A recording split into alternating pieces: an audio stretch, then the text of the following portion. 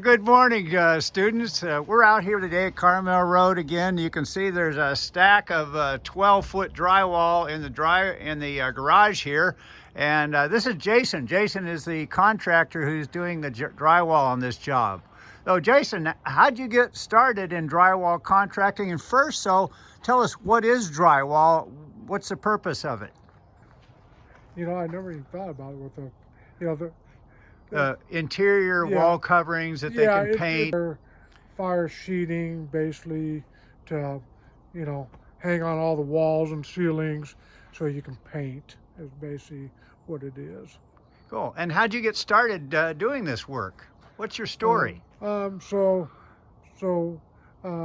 to Logan, Utah, and I was actually working at a meat packing plant.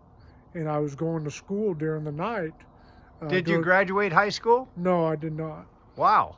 And so I was going to a trade school during the night, and I was going to learn how to weld and stuff like my dad.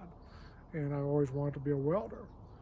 And so as I was going to school, there was a drywall company in the school, and I asked them if they were looking for some help.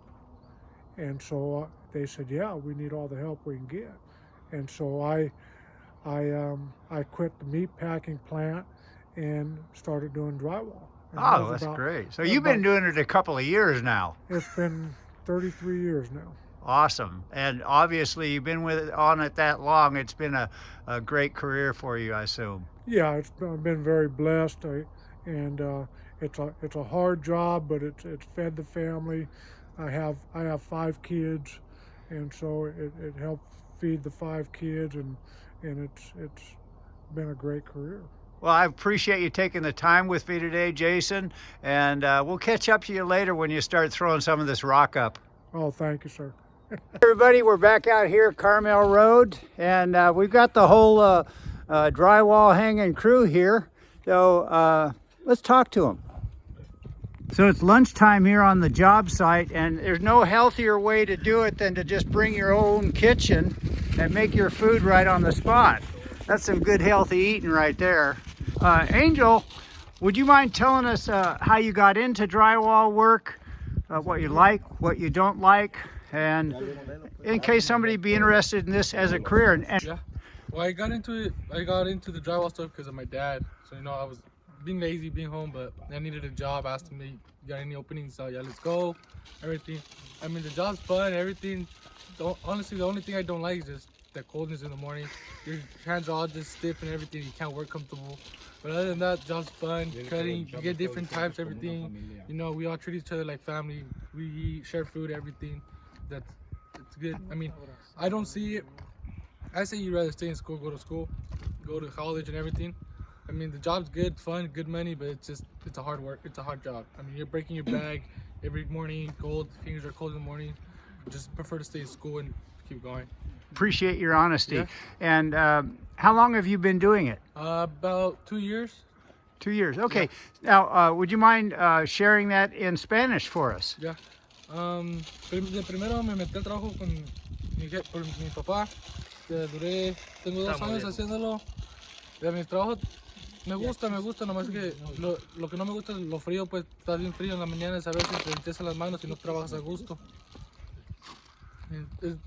Está bueno el trabajo, pues, pero yo no consigo esto como una carrera. Yo prefiero que vayan a la escuela y que vayan al colegio y todo, sacar, porque es buen dinero, no es mucho, pero ganas bien, pero prefiero ir a la escuela mejor.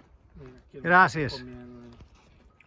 Hey, Rich Pappy Johnson here. We're back out at Carmel Road. We got the drywall going hot and heavy here.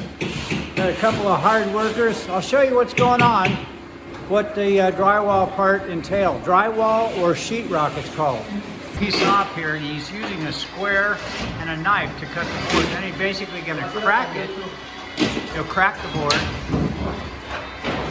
And then zip it again with the knife, and that's all it takes to cut that. So this is drywall or sheetrock. This is a 1/2 inch, and you can kind of tell here it's a gypsum. It's like a powdery, cementy substance. It's wedged between 2 pieces of paper. And this is going to form the interior walls here. That the next step is to paint them, plaster them, texture them, and make the house pretty. You can see they have to cut around all of these light fixtures, receptacles on the wall, the hood vent for the stove. I got a lot of cutting to do. And you can see how fast they put the screws in. This guy's obviously been doing this a little bit. It's pretty quick. We're going to be lifting a piece into place here.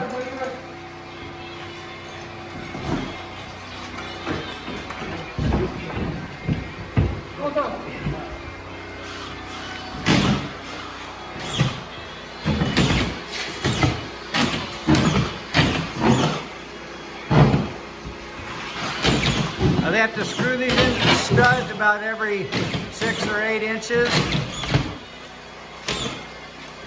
to secure the drywall to the stud framing.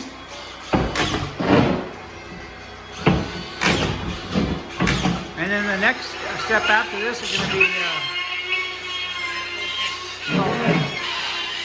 mudding and taping. When he gets down to the light switch, he'll be using that step tool to cut around the receptacle for the box for the light switch. Let's take a look at that when he does that. We're talking to Adrian today out at the Carmel Road site. Adrian is one of the drywall tapers. We also have his partner over here. So Adrian, tell me in Spanish, if you would. Did you speak Spanish? Yeah. How long have you been doing it? 18 years working. Ooh, in taper. you look young for doing this. What did you start when you were 5 years old? No. That's great. So you're the bomb then. You're the master of this, I would imagine. Yeah.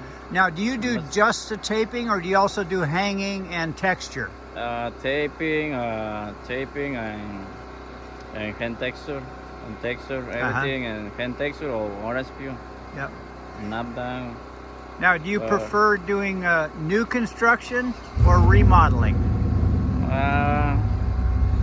Both, but new construction is more better. Great. Well, you're doing a great job here. Thanks for talking to us today, and enjoy the day. Yeah, thank you. The roto zip tool we saw, it just pokes that in on the corner of the box, and it cuts all the way around the, in this case, a switch box.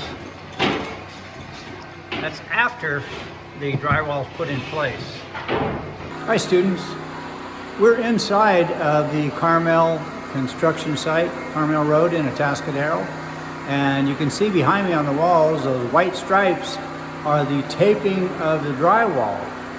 So let me show you what that's about. So the drywall tapers are largely done with their work. They aren't here right now, but let's go see what that looks like. What you first might notice is a darker color on the areas that are finished. That's really just because it hasn't finished drying yet. It's still slightly moist and therefore a little darker. Now, all of these places that have a double white, those have had 2 coats of drywall. These smaller strips here are just covering the screw holes, and they've had just a single coat of drywall. But these ones with the light and dark taping mud are areas where they've had seams of drywall coming together. And if you stand back here, you can kind of make out where the pieces of drywall are and where the lighter, just white strips, which are simply covering the screw holes.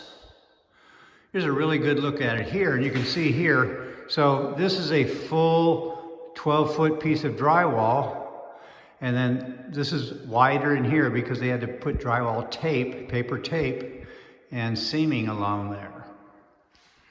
So this is the finished taping coat, and the next step will be a texture coat that is blown on. Hopefully we can get a chance to see that. We'll at least see the finished product. I'm getting a little closer here to show you what they use is with a knife. They push the drywall mud into it and scrape across it this way and then down with like a putty knife, a large putty knife, and smooth that out so that it's totally flat across the whole surface, covering up the seam where two pieces of drywall come together. So there you have it. And like I said, where it's dark, it just means that the drywall mud hasn't completely dried yet. Once it is fully dry, you will see that it is white like the rest of it. Also, you can see here where they've finished off the corners. This is the metal corner bead, remember, that they fill into. So it'll be completely smooth, the metal blended into the drywall. So drywall taping is done. We'll see what's next. This is drywall tape, and it's just a stiff paper about 2 inches wide. And wherever there were seams where they put the drywall together, you can see along here and along here. There's a 1 foot strip of drywall in here, and then there's a 4 foot piece up above and a 4 foot piece down below. So on those 2 strips that were between the drywall, they embed this tape, this paper tape, into drywall mud. Okay, and you remember we looked at the corners before, the corner bead material, and see how they've smoothed that out on the corners now? You can see how that worked out. So it looks like this is probably the first mudding coat on the drywall, and they'll do 1 more coat and then they'll have a texture finish on it. Here's some of the corner bead that's not finished yet. So you can see this is the before on the corner bead, and this is after on the corner bead. So you can see how they feather that out from the corner out to the edge here to make a nice smooth transition from the corner into the drywall. Now you can see they've got the ceilings done. There's some more corner bead up there that they will fill in. That's the attic access. Now, they're pretty much done with this end, and they'll probably wait a day for this to dry, and they'll come back and they'll do another coat over this. And that'll be the final coat before wall texturing. Hopefully we'll be able to see that. This is the master bathroom. Sink and shower over there.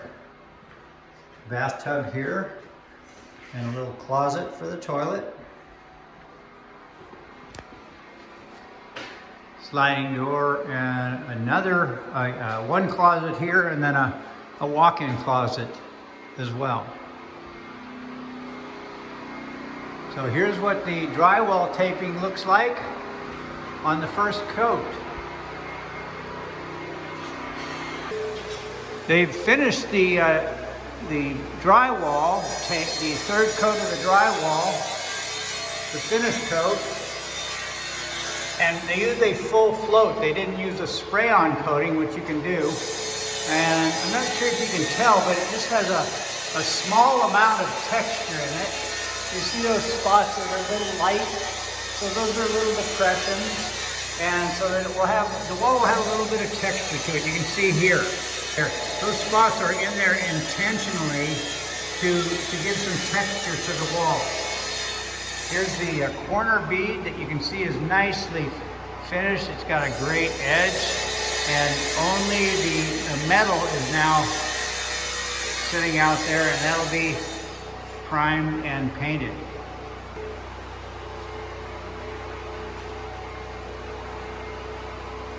And we're moving on. Drywall is complete and finished. It's been texture coated, which is the third coat of the drywall. Remember, we had a taping coat where we taped and mudded the lines between the pieces of drywall, and then a second coat over that, basically to finish, smooth it out. And then we have the finish coat here, which is a full float, kind of textured feel.